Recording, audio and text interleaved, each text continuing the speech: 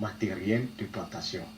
Et donc, nos résultats ont montré que nous avons atteint jusqu'alors un taux de régénération d'environ 1500%.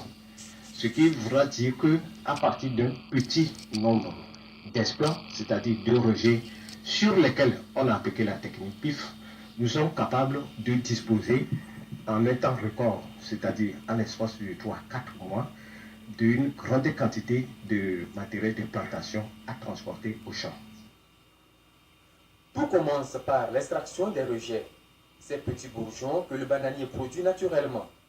Ces rejets sont lavés, puis épluchés pour les débarrasser des restes de terre et leurs racines. Le début de l'application de la technique PIF consiste à laver les explants et de façon à les débarrasser du sable et de la terre dont ils sont infestés à partir de l'extirpation des explants. Donc nous sommes en train de laver les explants pour les rendre beaucoup plus propres et puis continuer la manipulation avec.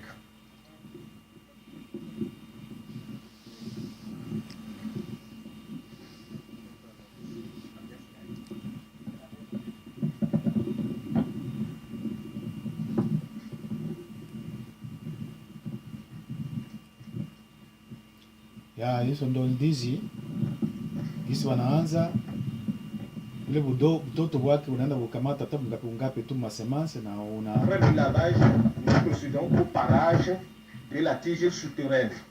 Le parage veut dire nous procédons à l'épluchage tout simplement de la tige souterraine. Et l'épluchage nous permet d'enlever l'écorce noire là, de façon à retrouver un tissu neuf blanc que vous êtes en train de voir là. Et donc le parage permet de débarrasser le plant des racines aussi tel que nous le voyons.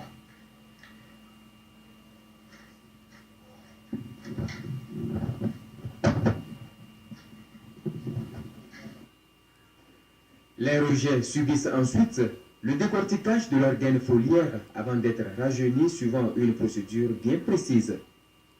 Après le parage, nous procédons à l'étape suivante qui consiste au décortiquage des gaines foliaires.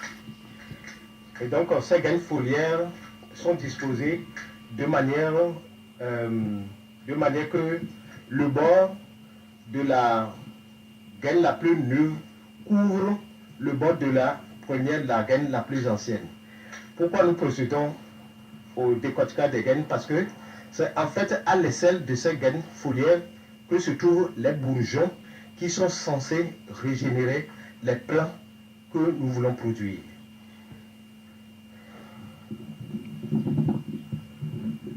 Donc nous repérons en fait, vous voyez le début de cette gaine-là. Donc le début de cette gaine est plus ancienne par rapport à celle-ci. Cette dernière gaine qui s'embrasse en quelque sorte. Donc nous repérons la plus ancienne et nous repérons son bord supérieur. Donc nous commençons l'excision à partir à 1 cm au-dessus de la zone du bourgeon.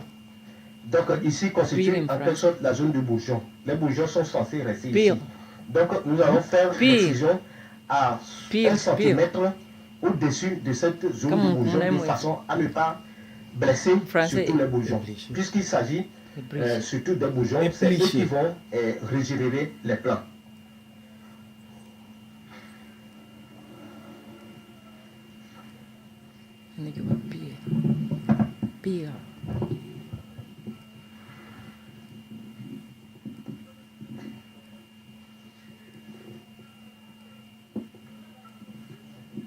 Yaani kuanza kutoatoa ile maganda ya ndizi tangu kwa ilianzia na kwenye inaenda ishia ndio naanza kumenya. La première gaine foliaire, la gaine la plus ancienne. Elle est suivie par la gaine la moins ancienne, c'est-à-dire celle qui suit. Et donc voici la zone de charnière de la deuxième gaine avec la troisième gaine qui est pale de ce kama côté-là. ulianzia Voici unasortea sa 1 zone de cm, charnière. unakata Donc nous ingine allons 1 cm, repérer unakata les deux zones. Vous mpaka voyez yote naisha, qu'il y a unaanza un kufika paka croisement kule ici. kutija yake. Et le bord de cette gaine couvre le bord de la troisième gaine. Donc les gaines s'embrassent de cette manière. Donc nous allons procéder à l'excision, toujours à 1 cm, apparemment à peu près au-dessus de la zone de bourgeon. La zone translucide blanche la constitue la zone de bourgeon en fait.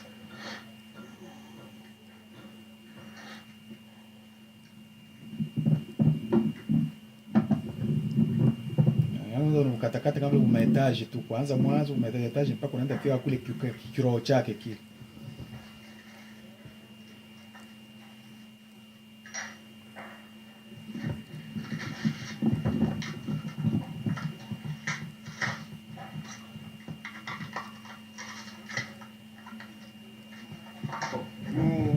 Nous arrivons à atteindre les gaines de plus en plus jeunes. Vous voyez que la couleur d'ailleurs fait la différence. Donc c'est toujours la même chose. Nous repérons la zone de charnière et nous continuons de cette manière, de la même manière que précédemment.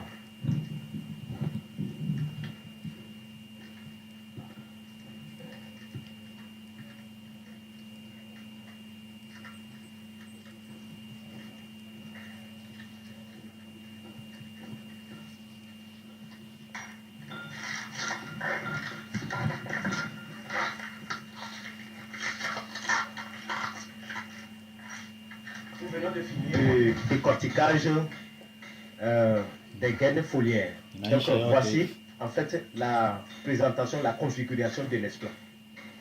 Donc la troisième étape de la technique PIF consiste à procéder à un rajeunissement. Et ce rajeunissement se fait après le décortiquage des feuilles. Le rajeunissement se fait en fait 24 à 48 heures après.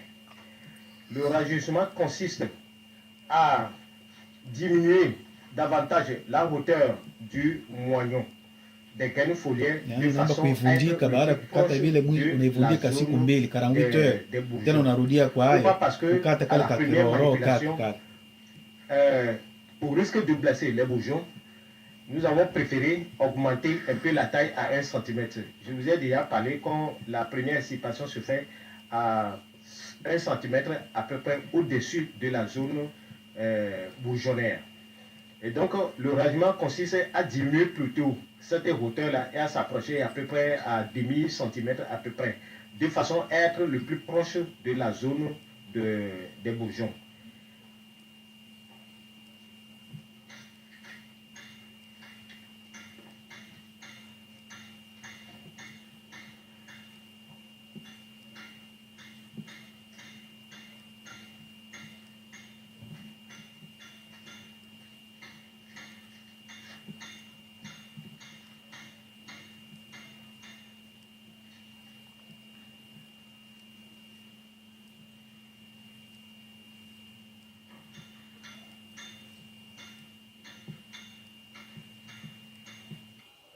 Le clou de la technique PIF pour la banane et le plantain, c'est la destruction de l'hormone qui bloque naturellement la production massive des rejets.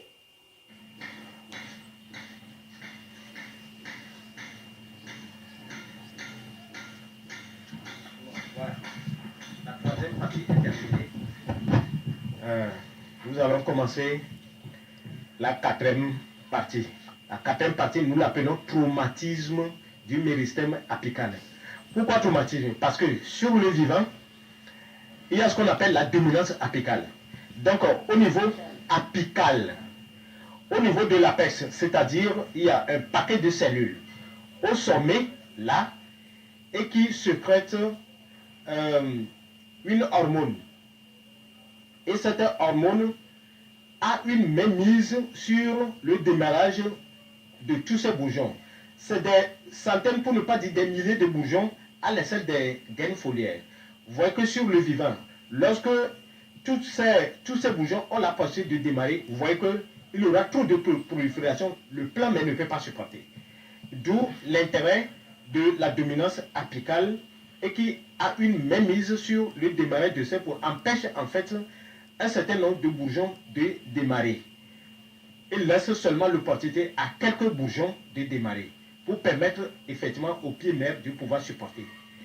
Bien, donc nous, sur le plan artificiel, nous allons détruire la dominance apicale. En faisant quoi? En excisant, en mettant une croix. Vous allez voir que juste au sommet, il y a un point. Et ce qu'on appelle le point méristématique. Juste au sommet, il y a le point méristématique. Nous allons donc enfoncer notre couteau, mettre une croix. Et le carrefour des deux lignes de croisement va passer justement au niveau du point apical. Et ce qui permet de détruire donc le méristème apical. La destruction du méristème apical est synonyme de la levée de la dominance apicale. Ce qui fait que tous les bourgeons sont libres maintenant, on peut les démarrer. Et donc, c'est tous ces bourgeons qui vont proliférer les plantules qu'on cherche tant. Donc, donne-moi un autre.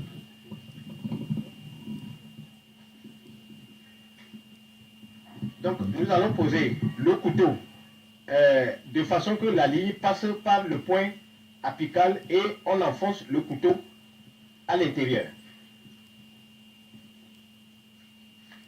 On enfonce le couteau à l'intérieur. Et nous tournons pour faire la deuxième ligne de façon que les deux fassent une croix et le centre de croisement des deux lignes correspond exactement au point point apical. Voilà, nous sommes en train de mettre une croix. Et donc, cette façon de faire permet donc de traumatiser donc, le méristème apical de façon à lever la dominance apicale et permettre à tous ces autres bourgeons de pouvoir démarrer et régénérer des plantules. Hiyo ni kusababisha ile mimea ingine kule isitegemee ile kile kiroro chake. Kwa hiyo il faut kudetruire en premier lieu pour que a libérer ma force yote ma dépendance quoi. Il y a ile mabuji.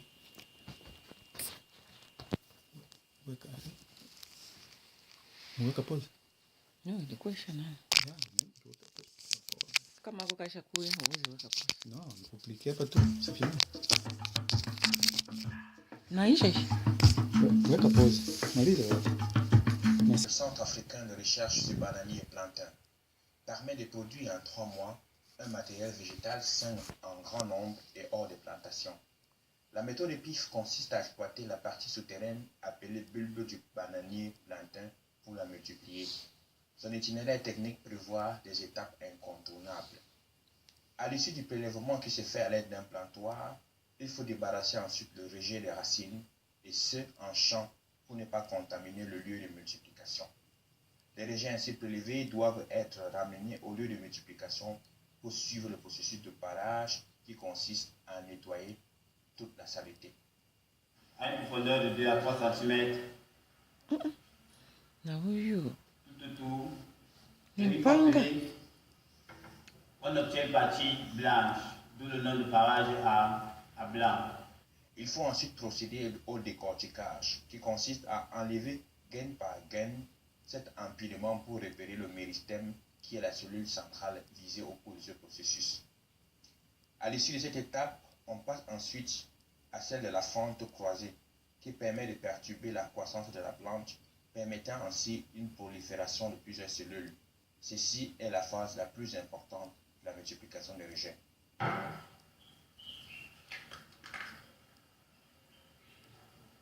Une fois que nous avons retiré 2 à 3 graines foliaires, nous allons passer au rajeunissement du faux-tronc.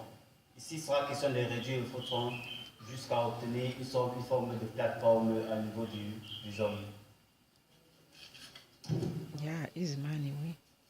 Lorsqu'on coupe, on coupe de façon oblique, du bas vers le haut.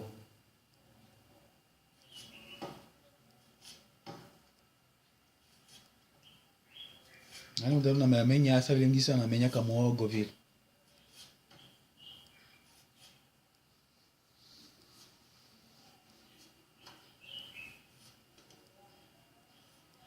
Progressivement descend.